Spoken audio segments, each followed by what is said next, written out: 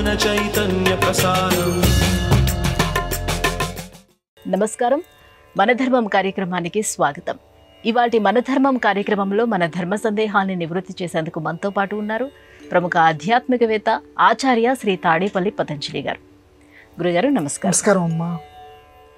గురుగారు, మహాత్ములు అనేవారు తమని తాము సామాన్యులుగాను ఇతరులను అధికులుగాను భావిస్తూ ఉంటారు కదా. ఇదే అంశాన్ని ఎంతోమంది కవులు, కళాకారులు, వాగ్గేయకారులు ఏ రకంగా ప్రస్తావించారు?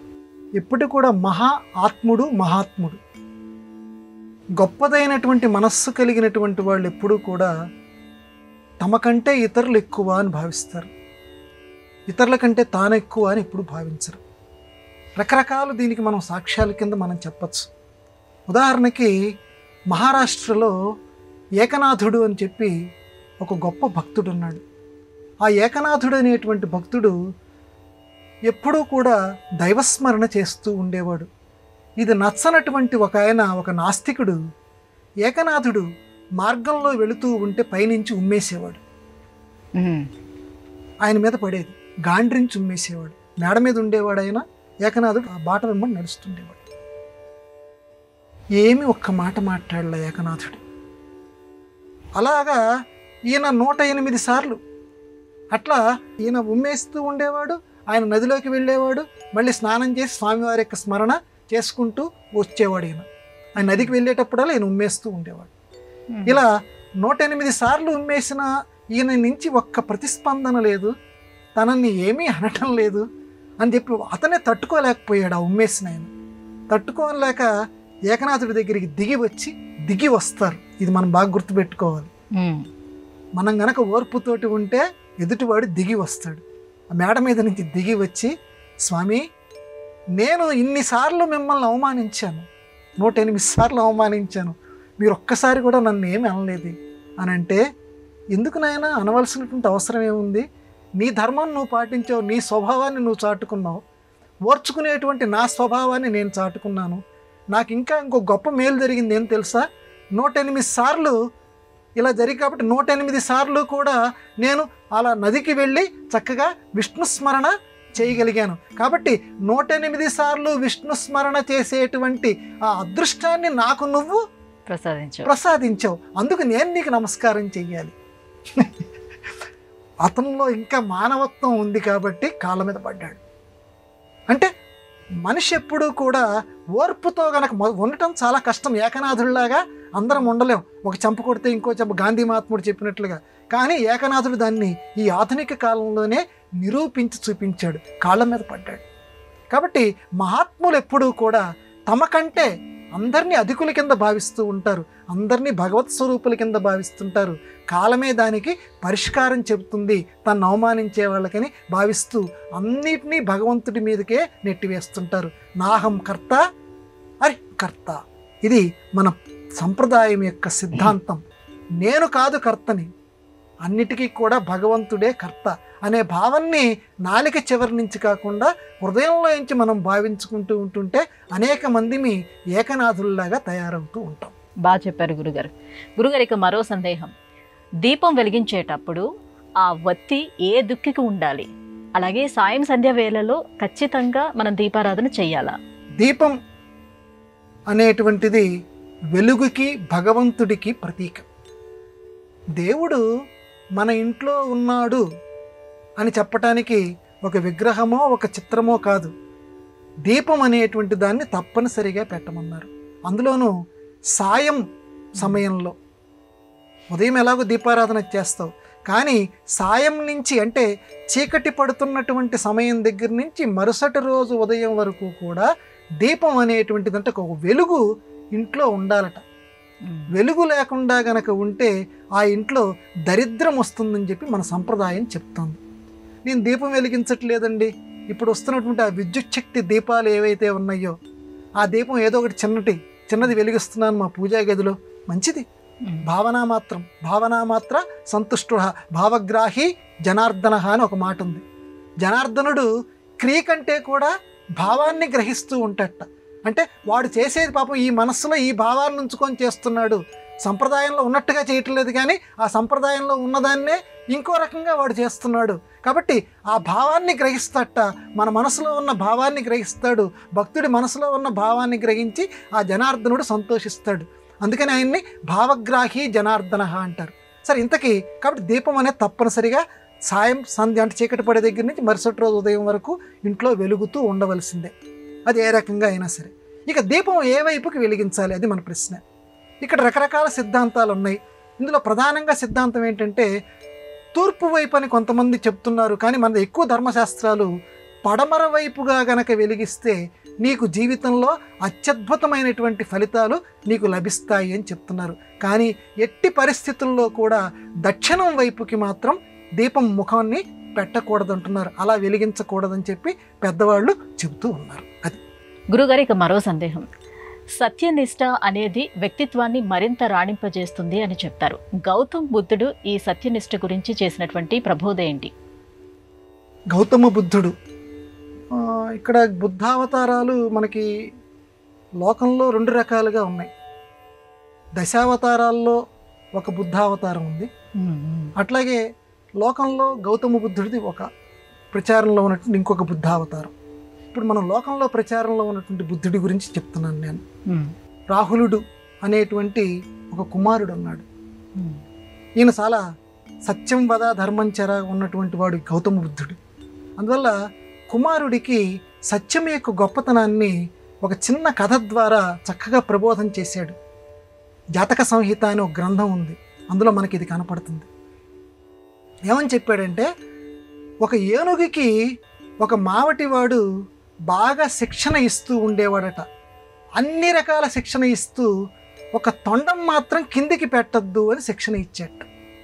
ఎప్పుడూ కూడా ఆ ఏనుగు యొక్క తొండాన్ని ఇలా పైకి ఇలా వంకర ఉండేటట్లే చేసేట, మిగతావన్నిటినీ కూడా అది ఓర్చుకునేటట్లు చేసేట, కానీ తొండం మాత్రం ఇలా వేలాడదీసేటట్టు చేయలేదట. ఎప్పుడు తొండం అలా పైకి ఉంచేటట్లే చేసేట.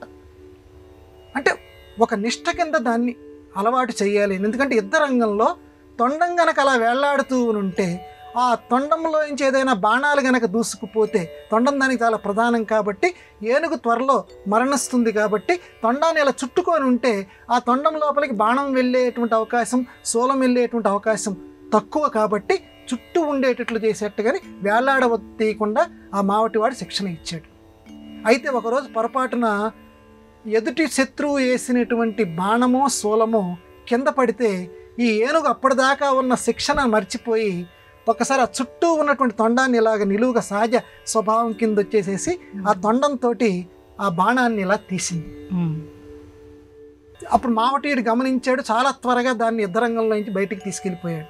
తీసుకెళ్ళి రాజుగారికి చెప్పాడు, రాజా రేపటి నుంచి దీన్ని యుద్ధరంగంలోకి తీసుకెళ్ళొద్దు. ఎందుకు? ఒక సత్య నిష్ఠ, దానికి ఒక అలవాటు చేశాను, ఆ నిష్టని అది తప్పింది కాబట్టి ఆ వ్యవహారంలో అది పనికిరాదు, అది ప్రాణాలన్నది కోల్పోతుంది అని రాజుగారికి ఆ మావటీయుడు చెప్పేట. ఈ సంగతినే గౌతమ బుద్ధుడు తన కుమారుడు రాహులుడికి చెప్తూ, మావటీయుడు చెప్పినట్లుగా గనక ఒక సత్య మార్గంలో అది నడుచుకొని ఉంటే యుద్ధరంగంలో ఎన్ని బాణాలు వచ్చినా ఇది ఎదుర్కొనేది. జీవితంలో కూడా సత్యనిష్టగా ఒక మార్గం అలవాటు చేసుకున్నప్పుడు ఆ మార్గం నుంచి కనుక నువ్వు పక్కకు తొలగకుండా ఉంటే కష్టాలు అనేటువంటి బాణాలు ఎన్ని వచ్చినా సరే వాటిని నువ్వు లెక్క చేయకుండా ఉంటావు. కానీ మార్గంగా తప్పినటువంటి ఆ ఏనుగులాగా సత్యనిష్టను గనక నువ్వు తప్పితే ఆ బాణాలకి నువ్వు గురి కావాల్సి వస్తుంది. కాబట్టి నాయన, ఎట్టి పరిస్థితుల్లోనూ నువ్వు సత్యనిష్టని వదులుకోకు. ఎవరైతే పెద్దలు మన సంప్రదాయంలో ఏదైతే చెప్పారో ఆ సత్యాన్ని నువ్వు పాటించు అని గౌతమ బుద్ధుడు రాహులుడికి చెప్పినట్లుగా మనకి జాతక సంహితలో ఈ కథ ప్రసిద్ధమై ఉంది. గురుగారు, ఇక మరో సందేహం.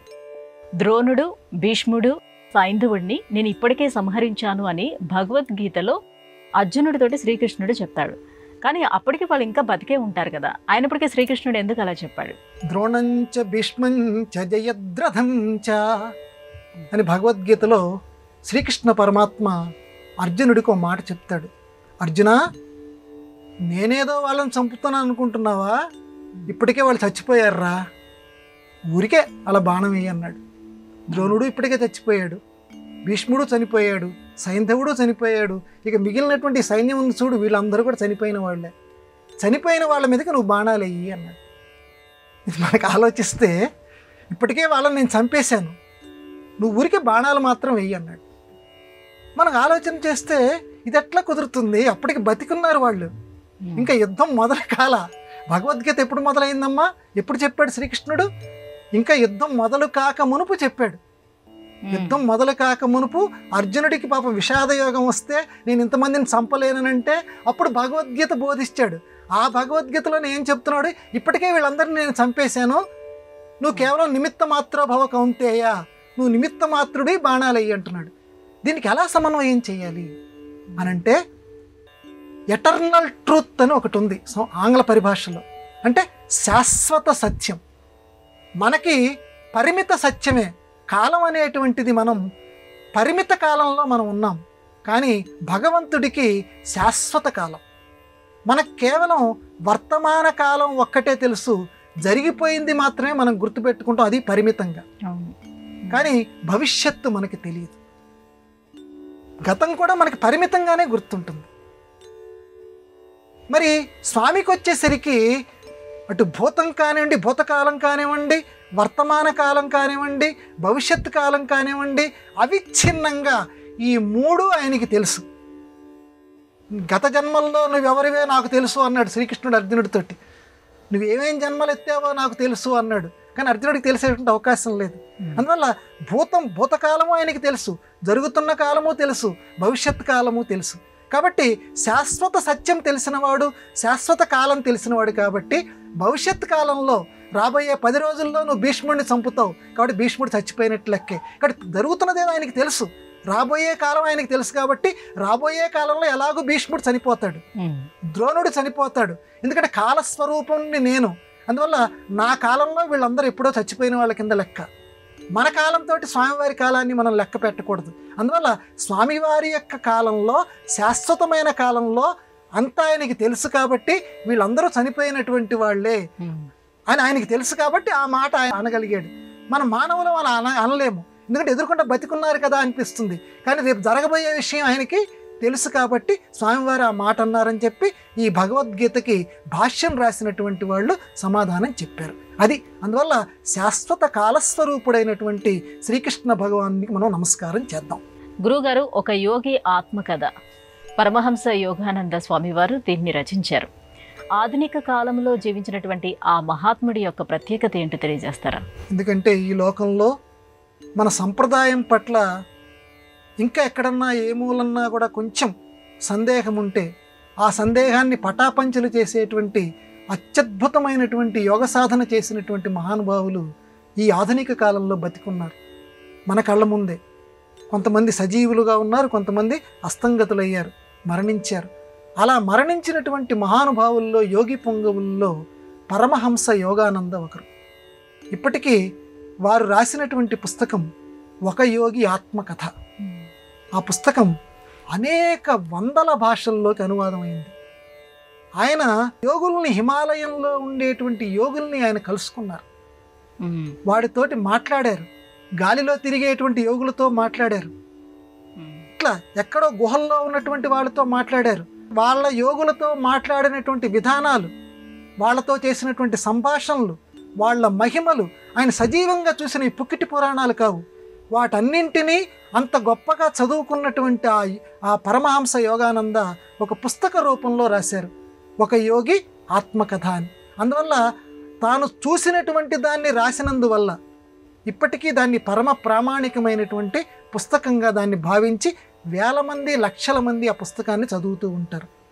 అతను ఎంత గొప్పవాడంటేనమ్మా యోగి, ఆయన చిట్ట చివరి ఉపన్యాసం ఇచ్చిస్తూ మన అబ్దుల్ కలాం లాగా, ఆయనకు ఉద్దేశం ఏంటి, చిట్ట చివరి పాఠం చెప్తూ పోవాలన్నారు ఉపాధ్యాయుడిలాగా. అలాగే యోగి ఈ కాలిఫోర్నియాలో ఒక ఉపన్యాసం చెప్తూ ఈ పరమహంస యోగానంద అక్కడ తన దేహాన్ని విడిచిపెట్టారు. విడిచిపెడితే ఆ శవాగారంలో, మార్చురీలోకి దీన్ని ఉంచితే, మామూలుగా అప్పట్లో ఇప్పట్లో శవాల్ని భద్రపరిచేటువంటి రాసాయనిక ప్రక్రియ ఏమీ లేదమ్మా. కానీ సుమారుగా 18 రోజుల పాటు ఆయన యొక్క ఆ భౌతిక శరీరాన్ని ఏదైతే ఉందో, పార్థివ శరీరం ఏదైతే ఉందో దాన్ని అలా ఉంచారు. ఉంచితే మామూలు శరీరాలైతే లోపల గనక పెట్టకపోతే, పెట్టెల్లో వాటిల్లో పెట్టకపోతే కుళ్ళిపోతుంది, కంపు వస్తుంది, గుడ్లు బయటికి వస్తాయి. పరమహంస. ఎందుకంటే ఇప్పటికీ ఆనాటి రాజపత్రం మనకు ఉందమ్మా. వాళ్ళు ఎక్కడైతే ఉంచారో పరమహంస యోగానందని, మేము మామూలుగా మార్చిలో ఉంచాం. 18 రోజుల పాటు మొదటి రోజు ఏ రకంగా ఉందో పరమహంస యోగానంద గారి యొక్క శరీరం అలాగే ఉందట. ఎంత నిర్మలంగా ఆయన కళ్ళు ప్రకాశిస్తున్నాయో అంత నిర్మలంగా ప్రకాశిస్తున్నాయి. ఎటువంటి కుళ్ళు వాసన ఆయన దగ్గర నుంచి మాకు రాలేదు అని ఇప్పటికీ ఒక రాజపత్రంలో కాలిఫోర్నియా రాష్ట్రం వాళ్ళు ప్రచురణ చేశారు. కాబట్టి యోగం అనేది ఎంత గొప్పది, మన భారతీయ యోగం అనేది ఎంత గొప్పది నిరూపణ చేసినటువంటి యోగి పొంగవుడు చనిపోయిన తర్వాత కూడా, బతికున్నప్పుడు ప్రభావాన్ని చూపించాడు, చనిపోయిన తర్వాత కూడా యోగము యొక్క గొప్పతనాన్ని ఈ లోకానికి నిరూపించినటువంటి వాడు పరమహంస యోగానంద. గురుగారు, ఇక మరో సందేహం. దొంగల వల్ల కాలు చేతుల్ని భక్త జయదేవుడు కోల్పోయాడు. అదే దొంగల వల్ల మళ్ళీ తిరిగి కాలు చేతుల్ని పొందగలిగాడని చరిత్ర చెప్తుంది. దీన్ని ఎలా విశ్లేషించుకోవాలి? జయదేవుడు అని అంటేనే మనందరికీ లోకంలో అష్టపదుల కింద ప్రసిద్ధి. సావిరహే తవదీన రాధ, ఇలా చాలా అష్టపదులు లోకంలో ప్రసిద్ధిలో ఉన్నాయి. ఈ జయదేవుడు ఇలా శ్రీకృష్ణుడికి సంబంధించి మధుర భక్తి సంప్రదాయంలో అష్టపదుల్ని పాడుకునేవాడు. దాన్ని గీత గోవిందము అని అంటారు. దీనికి ఆకర్షితుడైనటువంటి, అంటే మనస్సులో చాలా సంతోషించినటువంటి ఒక రాజుగారు జయదేవుడికి చాలా సత్కారం చేసి కానుకలు ఇచ్చాడు. ఆ కానుకలను తీసుకొని జయదేవుడు, అప్పట్లో ఇన్ని వాహనాలు ఉండేవి కాదు కాబట్టి అరణ్య మార్గంలో నడుస్తూ ఉంటే కొంతమంది దొంగలు రాజుగారు ఇచ్చినటువంటి సొమ్ములు జయదేవుడి దగ్గర ఉండటం చూసి ఒక బాటసారులాగా కొంత దూరం ఆయనతో పాటు ప్రయాణం చేసి మొత్తం ఆయన సొమ్ములన్నిటినీ దోచుకొని మళ్ళీ మన గురించి ఎక్కడన్నా చెప్తాడేమో అని చెప్పి ఆయన కాళ్ళు చేతులు నరికేశారు. జయదేవుడిని నరికేసి మళ్ళీ ఇక్కడ కనుక వదిలేస్తే మళ్ళీ ఎవడన్నా వచ్చి ఈయన్ని తీసుకెళ్తారేమో అని చెప్పి ఒక పాడుబడిన నూతిలోకి ఆయన్ని విసిరేశారు. విసిరేసి ఆయన దగ్గర ఉన్నటువంటి ఆ సొమ్ములు మొత్తం తీసుకొని వెళ్ళిపోయారు. ఈయన కొంతసేపటికి ఆ స్మృతి, ఎంత దేవుడు రక్షిస్తూ ఉంటాడు కాబట్టి లోపల మునిగిపోకుండా మధ్యలో ఉండే చెట్టు కొమ్మ మీద పడ్డాడు. ఆయన పడి కొంతసేపటి చేతనత్వం వచ్చింది ఆయనకి. వచ్చి మళ్ళీ దేవుడి గురించి ప్రార్థన చేశాడు.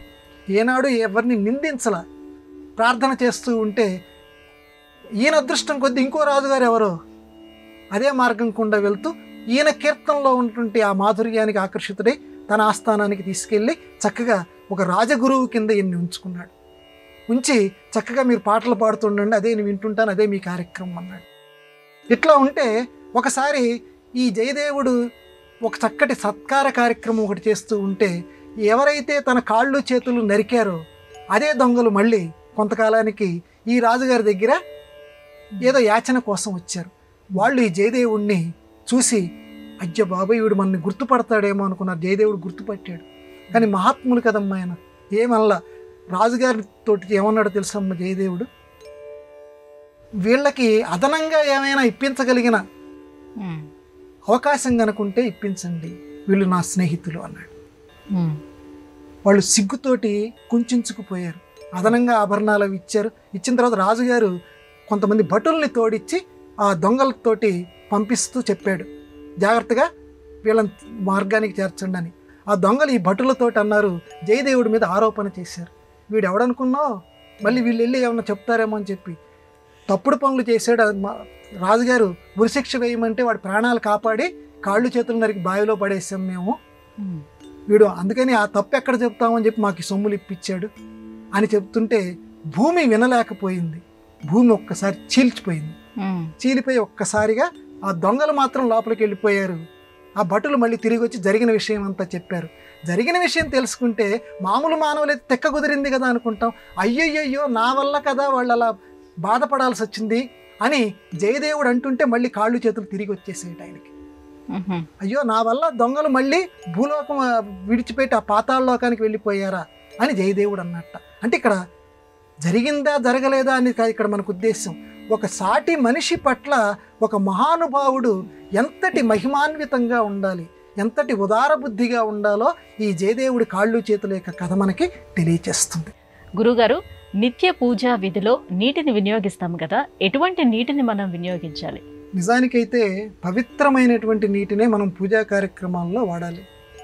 నదికి సంబంధించి అప్పటికప్పుడు తీసుకువచ్చినటువంటి నీటిని మాత్రమే పూజా కార్యక్రమాల్లో వాడాలి అని చెప్పి మన సంప్రదాయం చెప్తుంది. మరి ఈనాటి ఆధునిక జీవితంలో అది కుదరటం లేదు. అవును.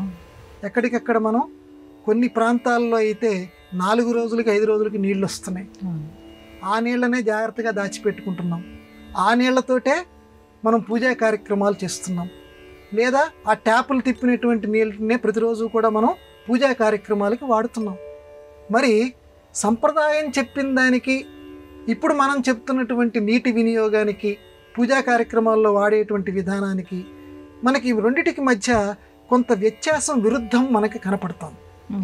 మరి ఇది ఇలా చేయొచ్చా? ఇది మరి చేస్తే మనకి ఆ పూజ యొక్క ఫలితం మనకి లభిస్తుందా అని ప్రశ్న వస్తే పెద్దలు దీనికి జవాబు చెప్పారమ్మా. మన సంప్రదాయం చాలా గొప్పదని నేను పదే పదే చెప్తూ ఉంటాను.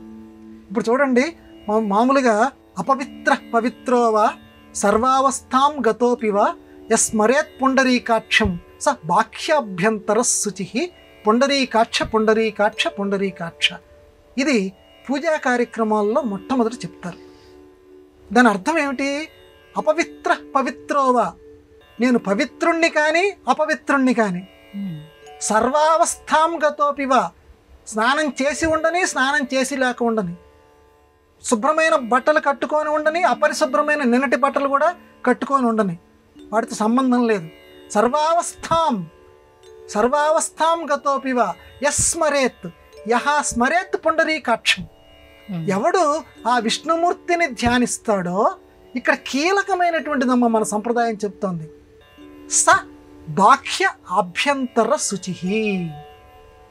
అటువంటి వాడు, ఎటువంటి వాడు? విష్ణుమూర్తిని ఎవరైతే స్మరణ చేస్తాడో అటువంటి వాడు బాహ్యంలోనూ బయట శుచిగా ఉన్నటువంటి వాడు అవుతాడు. లోపల అంటే మనస్సులో కూడా వాడు శుచిష్మంతుడు అవుతాడు, అంటే శుచిగా ఉన్నటువంటి వాడు అవుతాడు. ఎప్పుడు? విష్ణుమూర్తిని స్మరిస్తే చాలట. ఈ నీటిని వాడుతున్నావా, ట్యాప్ నీటిని వాడుతున్నావా, ఇంకో బట్ట కట్టుకున్నావా, ఉండేటువంటి ఇల్లు ఎలా ఉంది, ఏమన్నా చుట్టూ ఉన్నటువంటి వాళ్ళు అపరిశుభ్రంగా ఉన్నారే, ఉండకూడనటువంటి ప్రదేశంలో ఉన్నారే, ఇవన్నీ ఏమీ లేదుట. ఇవన్నీ వస్తాయి, తప్పదు, ఎవరింట్లో అయినా వస్తాయి. వచ్చినప్పుడు తప్పనిసరిగా ఇది చదవమన్నారు. ఒక్కసారి విష్ణుమూర్తిని గనక తలుచుకుంటే ఏదైతే అపరిశుభ్రం ఉందో, ఏదైతే అశుచి ఉందో అదంతా కూడా పవిత్రంగా మారుతుంది. నమ్మాలి నువ్వు, మారుతుంది అని. ఇది మన మాట కాదు, ఇది ఋషులు చెప్పినటువంటి మాట. తరతరాలుగా అందరూ నోటి వెంబడి పలుకుతున్నటువంటి మంత్రం ఇది. అందువల్ల మనం బెంగపడనక్కర్లా. 4 రోజుల నీటిని కూడా తప్పనిసరి అయినప్పుడు, అవసరం ఉంటే, నీకు గనక అవకాశం లభిస్తే, నదుల నుంచి అవకాశం ఉంటే తెచ్చుకొని చెయ్యి. లేదన్నప్పుడు ఈ 4 రోజుల నీటిని వాడు, ట్యాప్ నీటిని వాడు. కానీ తప్పనిసరిగా ఇది మాత్రం చదువు. రాకపోతే చెప్పించుకొని చదువు.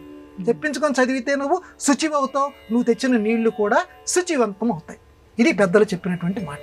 గురువుగారు, ఇవాటి మన ధర్మం కార్యక్రమంలో మాకు వచ్చినటువంటి ఈ ధర్మ సందేహాలన్నీ కూడా నివృత్తి చేసినందుకు ధన్యవాదాలండి. నమస్కారం అమ్మా. ఇది ఇవాటి మన ధర్మం కార్యక్రమం. రేపటి మన ధర్మం కార్యక్రమంలో మళ్ళీ కలుసుకుందాం.